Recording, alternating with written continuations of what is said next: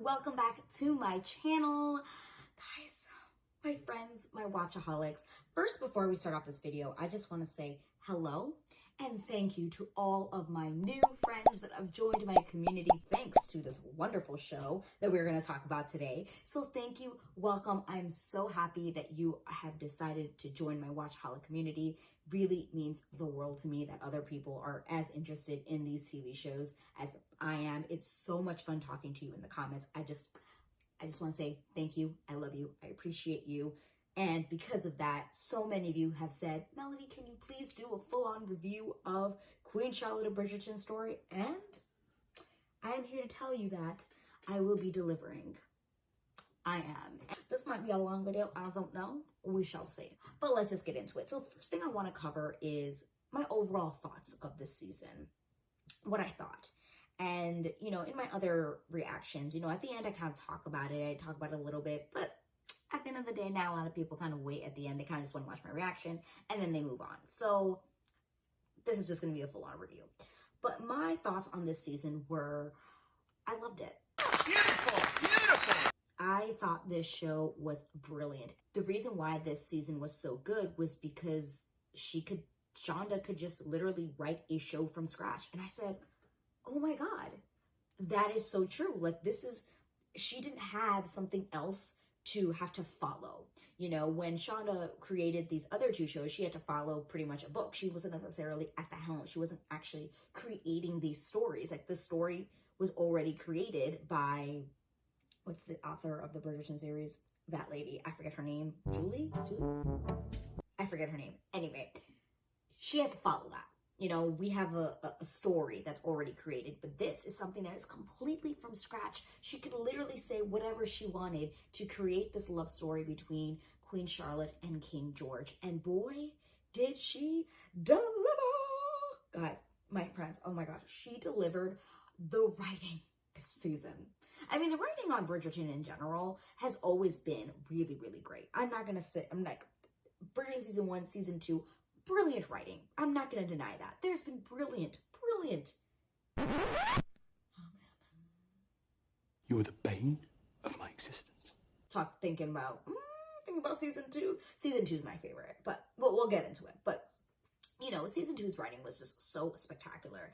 But this season just had a different take on it. It had a little different flavor. And why? It's because Miss Shonda was able to write this. And did she deliver? She delivered on all levels. She delivered on writing. She delivered on costumes. She delivered on production. Oh my God. Everything that she put her hands in, kisses. So good. And actually some of the episodes that she wrote were some of the best, to be completely honest. Some of the best of the whole season. But overall, I thought this show was fantastic. Amazing TV. If you haven't watched it yet, I don't know why. Well, I mean, you could be watching this before you watch my reactions, but if you haven't watched it, go and check my reactions out. But this season has been absolutely wonderful, and I am so extremely sad that there will not be another season. At least I don't think there is at this point. It said that this was clearly a limited series. It was only 6 episodes, and that brings me to my next point. When they said this was going to be 6 episodes, I was like, can we really get through a whole story in 6? Like, can we really get through this for 6 episodes? I thought season 2, I was like, I didn't have enough with just 8 episodes. And now this is going to be 6. Can we do this? Can we? We can. Boy, we can. I mean, these episodes, like the last couple of episodes were like, you were watching a full-on movie. Like, these were like hour and a half long. Like, almost as long as like old school, like Disney movies, like The Little Mermaid. That's how long we're talking about. Like an hour and a half long film. I mean, episode. So yeah, they were able to get through everything, and everything was so well paced, like beautifully well paced. I never felt like they were moving too quick. I never felt like they were moving too slow. I mean, there was an episode where I was kind of like, it was a little bit, and I think it's just because there was like, you know, we were still kind of in that whole wavelength of George doing his crazy things, you know, to get better. But for the most part, in general, I do think that this show delivered on its pacing. I got everything I wanted. I got resolutions for everything, except for one thing, my one nitpick, even though everyone in the comments were like, oh, well, they said this and they said that. I don't care who said what. I would have liked to have seen it on the screen in the episode, and it is the big mystery of what happened to Reynolds. That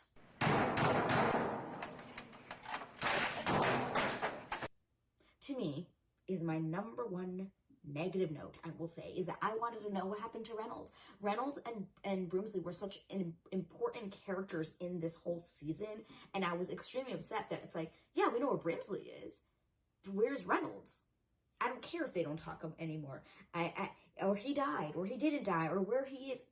I would have just liked to have seen a scene where we kind of know, where he thinks about it, where we do find him there. Someone in the comments had also said that supposedly Shonda might have said that it was that they deleted a scene, or the actor that plays Reynolds, somebody said that they deleted a scene where I think the old Brimsley like runs into Reynolds, and it's kind of just like very cold and there's just nothing there. You know, it's still, to me, even if they're talking about it, I would have liked to have seen it just to complete the circle, because with everybody else, you kind of know where their story ended. You know what happens to them. And to me, that was just my one nitpick, is that I don't know what happened to Reynolds, and I wish I would have seen it. Just saying. But overall, anything else I want to say? Overall, a fantastic series from beginning to end. It had heart, steam, it had passion, it had sweetness, it had a hint of that childhood, of child love, first love. It had a hint of that too. Precious. Precious. We can't even talk about the season without talking about the actors this darn season. And I have praised this in other episodes, praised the acting, but I have to do a segment where I just talk about the acting, because I'm someone who comes from an acting background, and some scenes, when I watch TV, merely, like, I'm looking at it from an actor's point of view. What is their motivation? What are they really saying?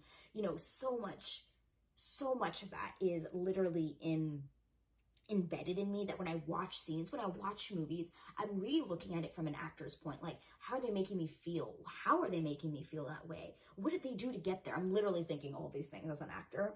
And I am so incredibly impressed with this cast, because this cast, everyone who's in this, like, who's playing the young characters, everyone in this is an unknown. Didn't know who India was, didn't know who Corey was, didn't know who, what's her name? Oh my God, it's gonna bother me. What's her name? Arsima. First of all, again, completely unknowns. And what really gets me is that Arsima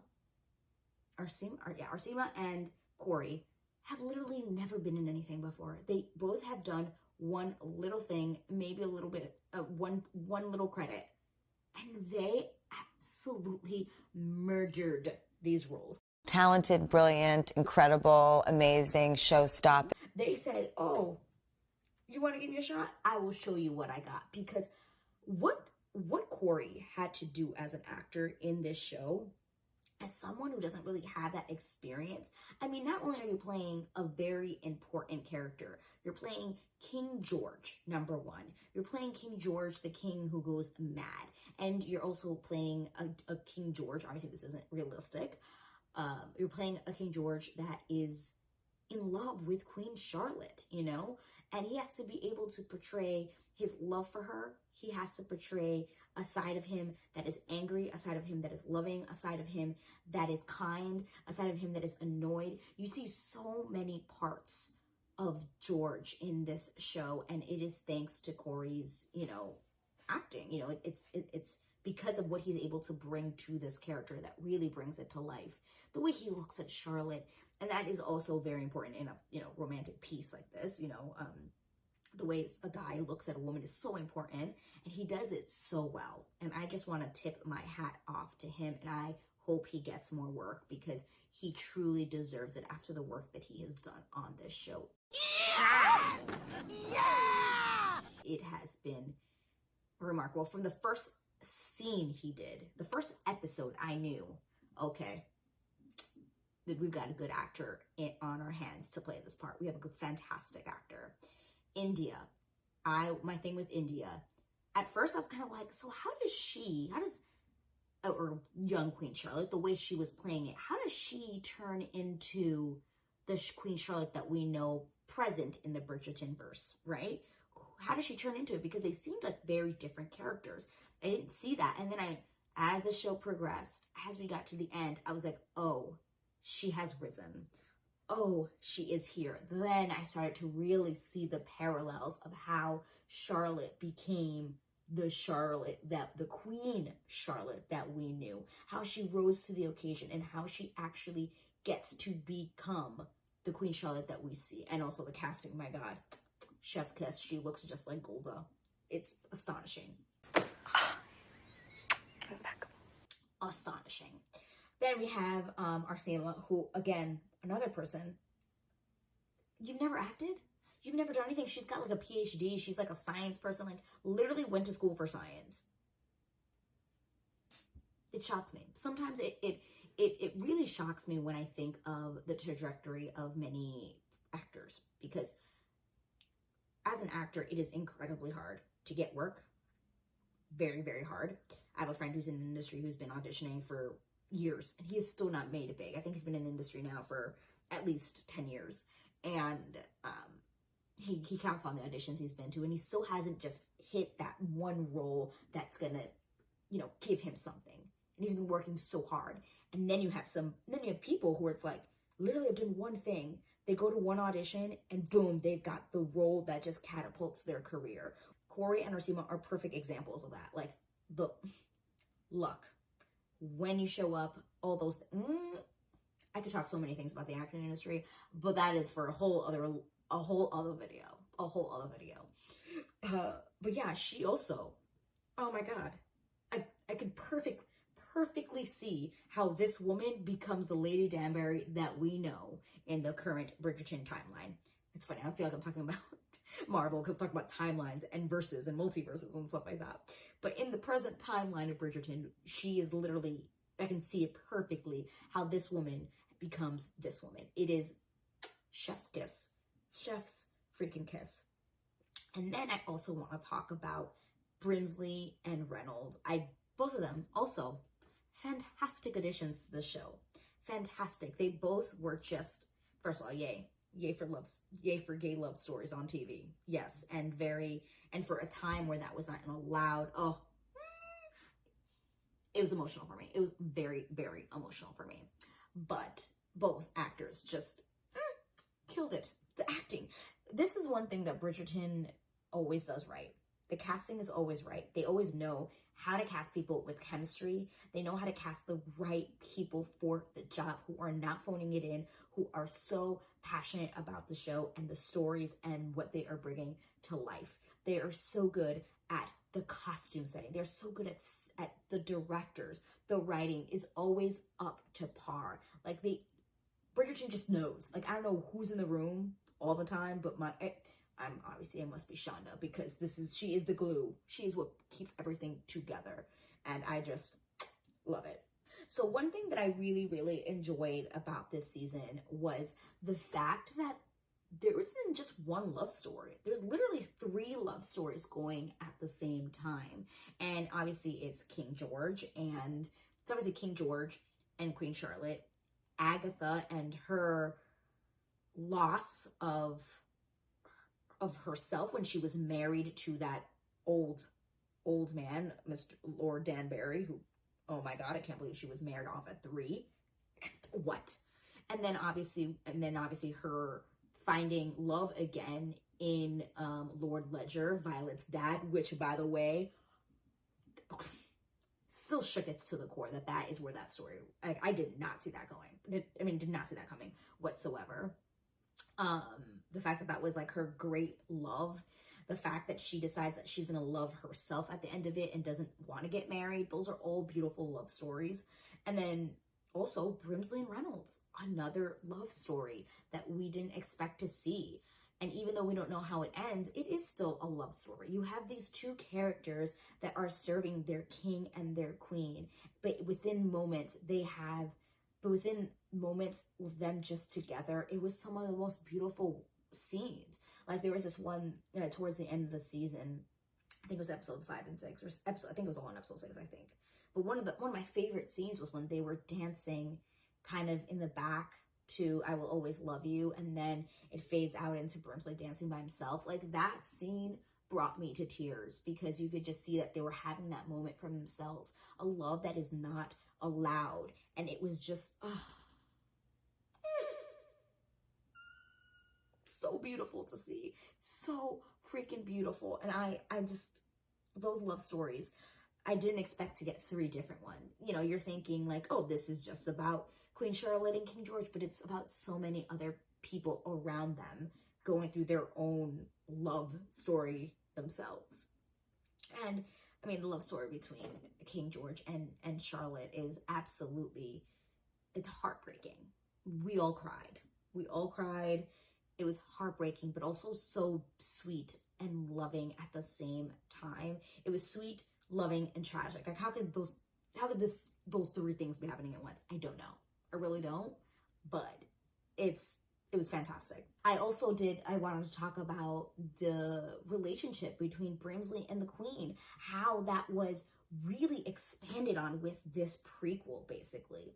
And it makes me want to go back and watch season 1 again from the beginning and just kind of see what their relationship was, because I honestly don't remember season 1 a lot. Like, I'm that weird person who season 1 to me is like my least favorite. Like, I really liked the show, hence why I continue to watch season 2, but it's not my favorite season. Like, it's not a season that I talk about that I'm like, oh my God, that was the best. No, season 2 to me was like, at the time, I was like, season 2 supersedes season 1 to me.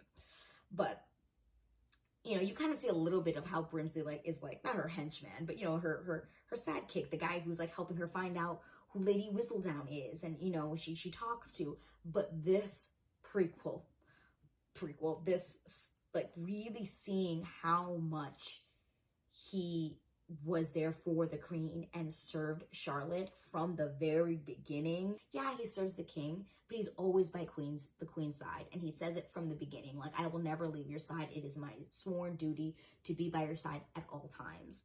And you really see that in the past, and then you also see it in the present scenes, where you really see when Charlotte asks Brimsley for his input, like, oh, like, I am a good mother, right? Or tell me, like, why don't you think my girls have never married? You know, all these things that she really does listen to him and really takes in what he says, even though at the end of it all, she'll just be like, okay, go away, go stand over there and don't look at me. Or, okay, go and get my dresses. Like, she still keeps her queen-is, you know, she's a queen, but she has those beautiful moments where she really does, like, want his honest opinion. Like, tell me, what do you actually think? Because she knows he's been there by her side all her life as a queen. And seeing that was actually really, really nice. I loved that touch, that we got to see so much more of Brimsley and his past. Before I get into really comparing the seasons and my favorite scenes and things like that, one last thing that kind of like took me by surprise was if you watch my first 2 episode reactions, I kind of was like, I don't know how I feel about this back and forth between the present and the past. I wasn't a huge fan, but by like episode 4, I was really, really into it. And I really liked the whole back and forth thing between seeing what Charlotte was going through in the past and how that is really shaping who she is in the future and her present situation with her kids not having an heir and all these things. Because there was a time where I really agreed with the kids. I'm like, why isn't she very loving to them? Like, she's like, sorrows, prayers, you know, like, she's barely like really, you know, like, she doesn't really give them compassion or anything. Like, her son's daughter just died and she's just like, meh, you know, like, it was just really like sad. Or his wife died. I forget what it was. It was his wife and his daughter. I think it was his wife. Yeah, it was his wife and their future daughter are dead. And she kind of just was like, sorrows, prayers. But then as the show progresses and you find out why she has become this person and how she actually does love her kids. Like, she has these, oh my God, one of my favorite scenes is, one of my 2 favorite scenes are actually when she, you know, really breaks down with her kids, when she's marrying them off and the one son is like, Mama, you know, I'm scared. And she's just like, why? And then he tells her that I'm not gonna be able to love her. And she gives this beautiful speech. Oh my God, brought me to tears when she talks about how they have to hold on to love, because if not, they don't have anything in this world. Being a royal is difficult. I said, oh my, because it all ties back to her love story with George. It really, really does. And then by the end, you realize why it was so important for her to want her kids to have an heir. Why it's so important, because she wants George's line, their line, to really continue. Oh my God, that scene when they tell her that, her other son tells her that, that the daughter, or whatever, her daughter-in-law tells her, like, yeah, I'm pregnant, and she hugs her son. Thank you. My God, you felt that. I felt it. Did you feel it? Because I felt it. Just saying. I was like, oh my God. Tears.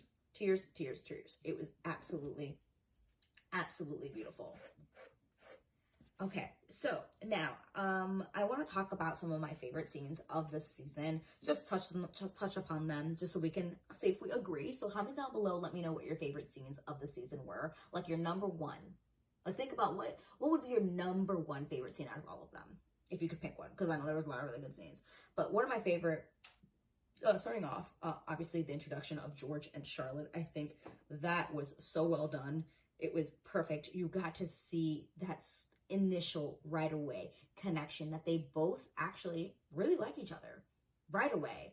The way George looks at her, the way he looks at her, the way she looks at him, the way he looks at her, boom, instant chemistry, instant attraction, instant love there, instant. You could see it. It's beautiful. And it's beautiful because then you could see how the tables get flipped at the end when George really freaks out because he doesn't want to spend the night with her. I mean, also a wonderful scene, but like, I just love seeing that flip, because it just really contracted, like, oh, he's really sweet. Oh, wait a minute. He's got a secret. Showcased it beautifully. Charlotte visiting George in observatory after being like, okay, boy, I'm tired of waiting for you. Where the hell are you? When she goes to, like, that's the first time she really stands up to being the queen, where she's like, why am I the queen? I'm gonna go get my man. Beautiful. Loved it. That whole speech in the observatory where she's like, fight for me, fight with me. Oh, one of the best lines of Bridgerton history. One of the best lines. That is one of the best lines of Bridgerton history. I'm saying it right now. Also another great scene, the scene with Agatha and Princess Augusta. Yeah, Princess Augusta, I think her name is, George's mom, and Lady Danbury. The scene when she breaks down crying and Princess Augusta's like, okay, girl, you need to get it together. I went through A, B, and C, and we as women have to endure. We have to progress. We have to secure our future. I said, that was the one scene where I was like, oh, yep, okay, she's not as bad as she is. She just really wanted the best for her son. Yeah, did she have some really bad moments? Yeah, like when she picked her, yeah, and talking about her brown, yes, obviously.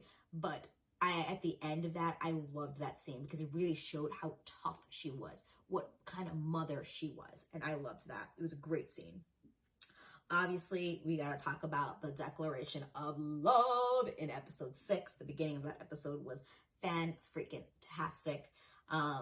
You know, that to me was an acting extraordinaire scene. Oh my God, if I could do a scene like that in school, in acting class. Everything about that scene was fantastic. You had so many different levels. You had George really telling Charlotte that he did not want to be with her. He was like, go leave. I don't want to do this. He's literally yelling at her, commanding her. And when she gets back at him and she puts him in his place, you could see him be like, oh shoot, like this woman is for real. Like, she's putting me in my place. Slay! And you can see him change his tactic with, how am I going to get this woman to leave me? And when she tells him she loves him, and you see it in his face, you see it translate like, oh my God, she loves me. I love her, but I can't let her know that. And then she just keeps pushing him until he finally reveals that he does love her. And it was, tears. Beautiful, beautiful scene. Just beautiful. My heart calls her name. I mean, another line of Bridgerton. Again, the writing. Thank you, Shonda. Thank you, thank you, thank you. Obviously, we have the under the bed scene in the beginning, when they're young and when they're old. We all know what the under the bed scene is. We all know that scene was freaking tearjerker both ways. Obviously, the end was really, really sad when they're old, but my God, the comparisons, how they connect, just absolutely wonderful writing. The way it came around at the end. Hide from the heavens with me. Oh my God. Oh my God. It all came around in that scene, from everything that we had seen them come through, everything we'd seen them go through together. All circles back to, we're going to talk about our line. She's like, your line. He says, my line. She says, we have to secure your line. And he says, our line. Again, that is, he says it when they're young, and then he says it again when, even though he is, has really left it up here. And the fact that they go underneath the bed and they have that beautiful moment where they really are just them again. And then I loved also the way that they filmed it, where you see it's like young George and older Charlotte, and young Charlotte and older George, and they're looking at each other. Just beautifully filmed, because it's how they still see each other. They ask you how you are, you just have to say that you're fine when you're not really fine. I literally cry again because it was so beautiful. We're not gonna go there. We're not going to be there. And then I got two more that I can think of, and it is interestingly enough, I don't think a lot of people think of this as like one of their favorite scenes, but one of my favorite scenes is actually one of the saddest parts, which is when Charlotte finally sees the reason George has been the secret. She finally finds out the secret. What is wrong with George? When he runs outside and he takes off his clothes and he's like, Venus, my angel. And he's like, say hello. And you can just see that she's looking at him like, oh my God, like, what is happening to my husband? What is happening? And she's just staring at him because she knows that he's been looking at Venus in the telescope in his observatory, and the fact that he has kind of really lost it in that moment. And she snaps into like, I gotta control, I can't just stand here. I have to take control of the situation. She just snaps, comes over and she's like, I'm Venus. We're gonna go inside. And he's like, you're Venus. She's like, yes, but we're going inside now. And he's just like, oh, okay. Like, she still is able to reel him in and bring him inside. I love that scene. I thought it was wonderful acting from India, and also fantastic acting from Corey, because not only is he naked, but he's yelling to the heavens, and it was fantastic. Lastly, I really think one of my favorite scenes was Charlotte going off to be the Queen of England. She was slaying, and I loved every second of it, when she literally is just like, you sent me off to be the Queen of it. You sent me off to be the Queen of England. I'm going to go be the Queen of England. I said,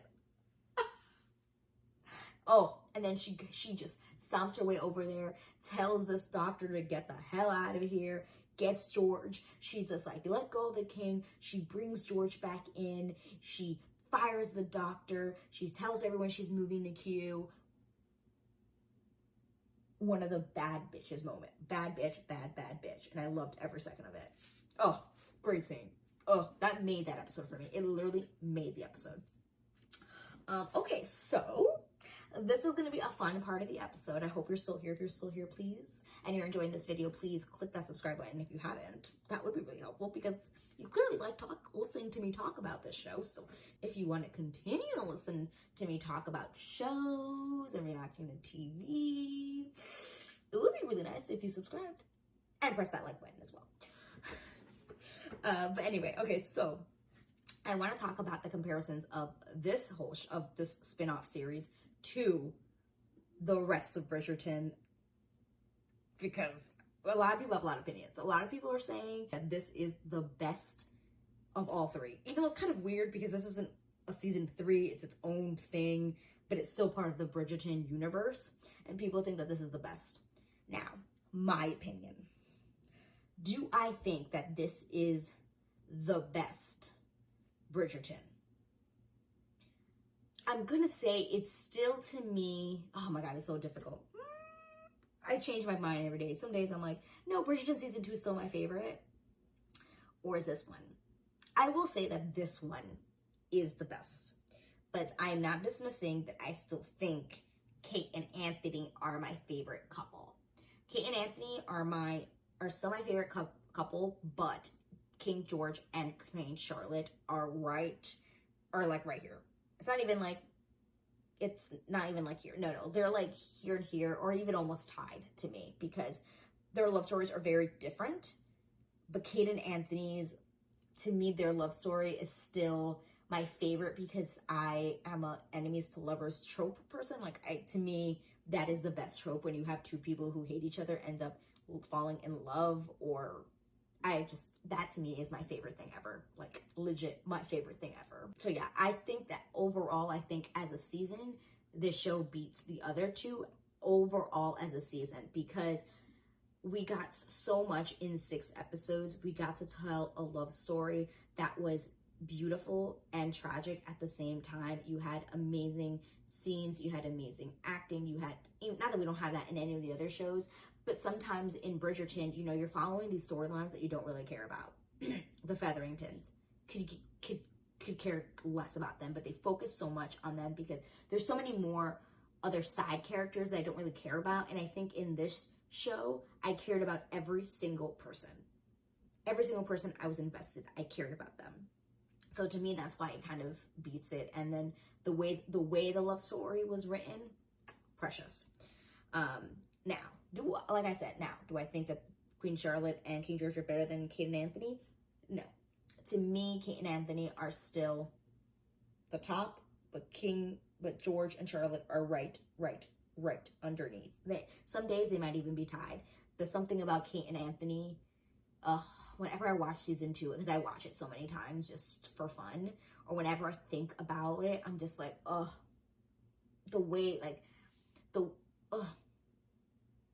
just also just really loved Jonathan Bailey. Like, I loved him. But I also, so I want to talk about, I want to compare some things here. I'm going to compare 2 things before we wrap this video up. And the one thing I want to compare are the declarations of love on the show. Who do you think had a better declaration of love? Anthony to Kate or George to Charlotte? I personally think that Anthony's is better than George's, but I just think his declaration was better because it took 8 episodes together. Yeah, it took 6 episodes for George to be there, but they had times of love, and then they had times of not. They had times where you knew that he was in love with her and just was avoiding it. And yeah, we knew Anthony was in love with Kate the whole time. We obviously knew that, like, absolutely, right? We know that. But it was very different because you had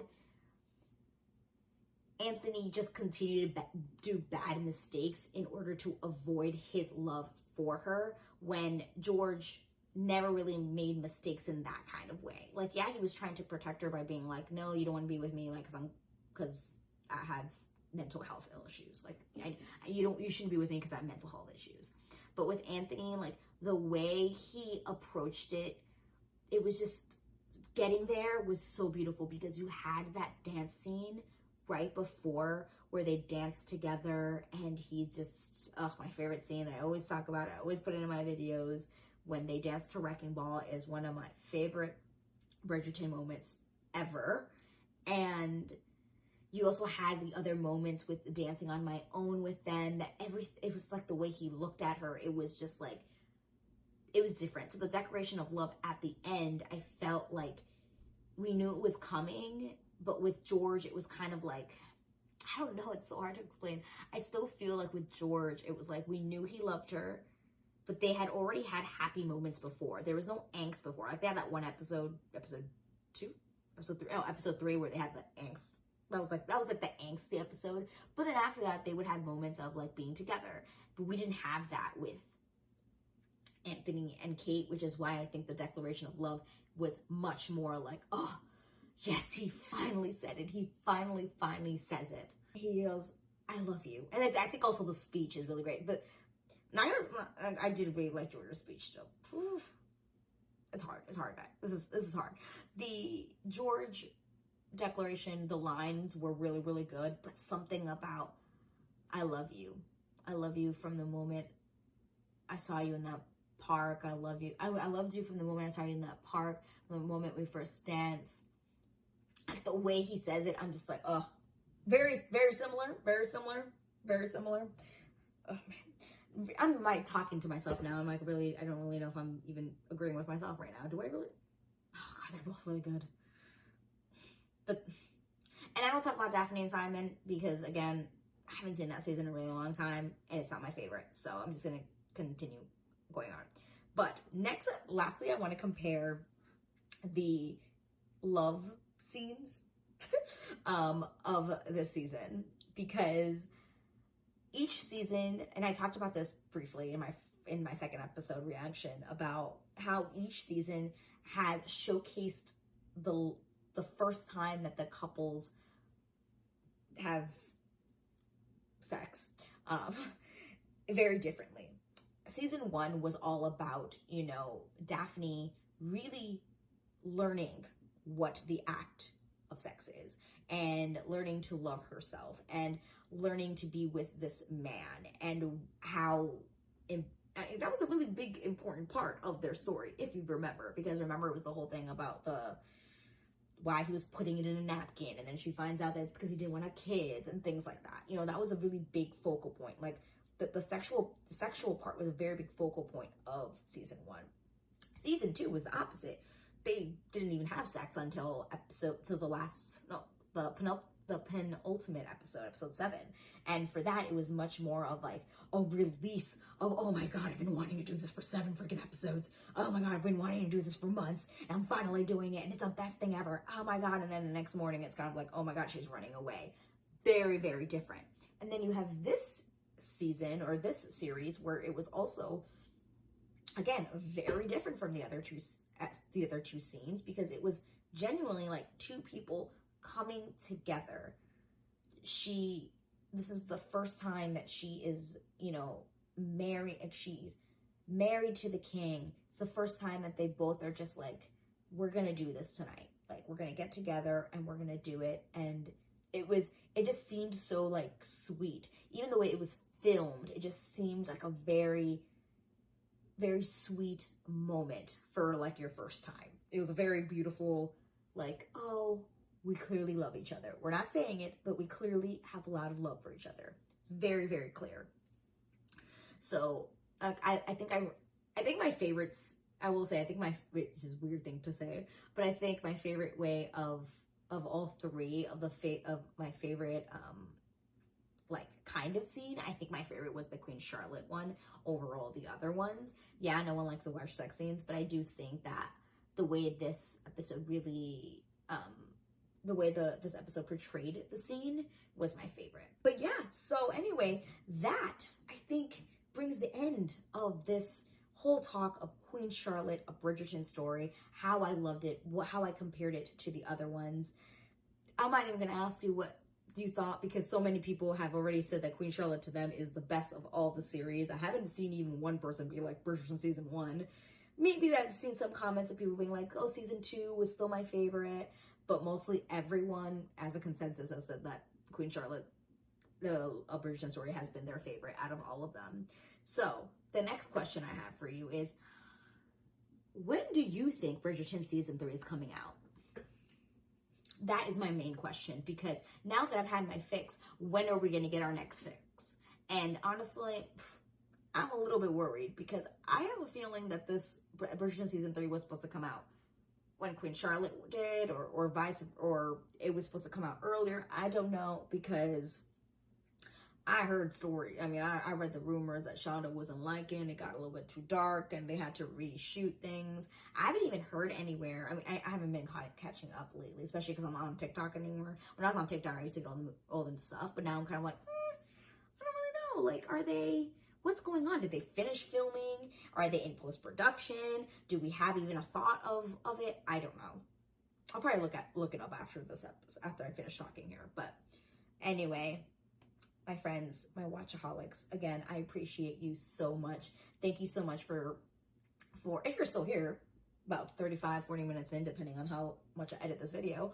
If you're still here, thank you so much. Thank you. I appreciate you for listening to me just vent and talk about this wonderful show for about 40 minutes. I really, truly appreciate you so, so dearly. I will be out of commission. I will tell you now, I will be out of commission for about a week. I'm getting my wisdom teeth removed. I wanted to film this before that so I can, so I will be away for like a week. So no new videos for a week after this. I will be doing Never Have I Ever season 4 reactions when that comes out. I think it comes out next week or on June. No, it comes out, I think, when is it? In 2 weeks, yeah, on the 8th. It comes out on the 8th. So I will be reacting to that on the channel. If you're interested in that, please make sure you're subscribed so that you can check out my reactions for that season, because it's the final season. And boy, oh boy, do I want to know if she's going to pick Paxton or Ben. It better be Ben and not this whole, like, I picked myself. It better be Ben. That's all I'm saying. But on that note, if you haven't already, please click like on this video. Please click that subscribe button if you're not already subscribed. And I will see you in the next video. Bye!